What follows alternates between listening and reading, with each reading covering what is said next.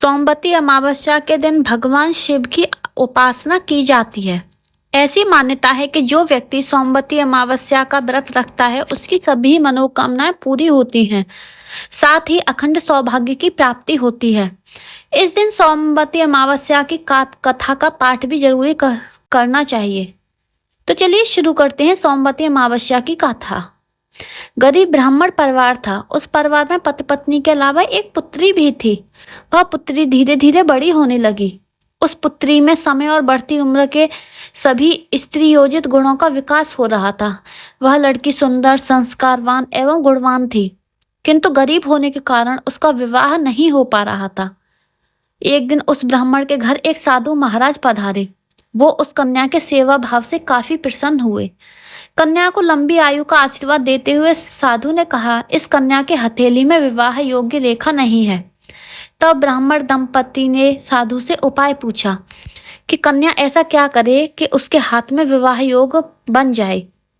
साधु ने कुछ देर विचार करने के बाद अपनी अंतर्दृष्टि से ध्यान करके बताया कि कुछ दूरी पर एक गांव में सोना नाम की धोबिन जाति की एक महिला अपने बेटे और बहू के साथ रहती है, जो बहुत ही आचार विचार और संस्कार संपन्न और पति परायण है।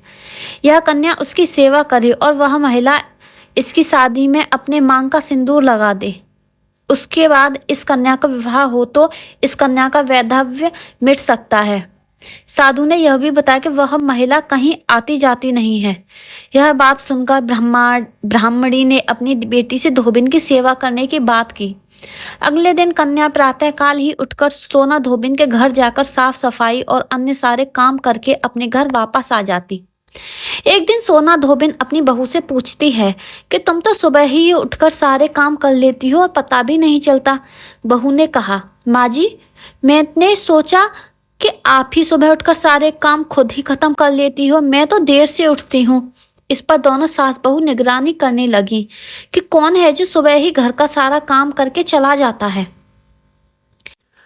कई दिनों के बाद धोबिन ने देखा कि एक कन्या अंधेरे घर में आती है और सारे काम करने के बाद चली जाती है। जब वह जाने लगी तो सोना धोबिन उसके पैरों में गिर पड़ी। पूछने लगी कि आप कौन हैं और इस तरह छुपकर मेरे घर की चाकरी क्यों करती हैं। तब उस कन्या ने साधु द्वारा कही गई सारी बात बताई।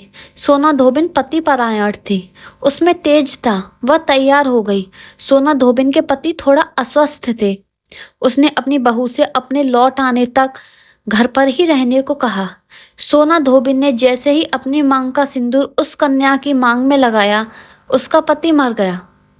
उसे इस बात का पता चल गया। वह घर से निराजल ही चली थी, यह सोचकर के रास्ते में कहीं पीपल का पेड़ पड़ेगा तो उसे भंवरी देकर और उसकी परिक्रमा करके ही जल ग्रहण करेगी। उस दिन सोमवती अमावस्या थी। ब्राह्मण के घर मिले पुए पकवान की जगह उसने ईंट के टुकड़ों से 108 बार भंवरी देकर 108 बार पीपल के पेड़ की परिक्रमा की और उसके बाद जल ग्रहण किया। ऐसा करते ही उसके पति के मुर्दा शरीर में वापस जान आ गई।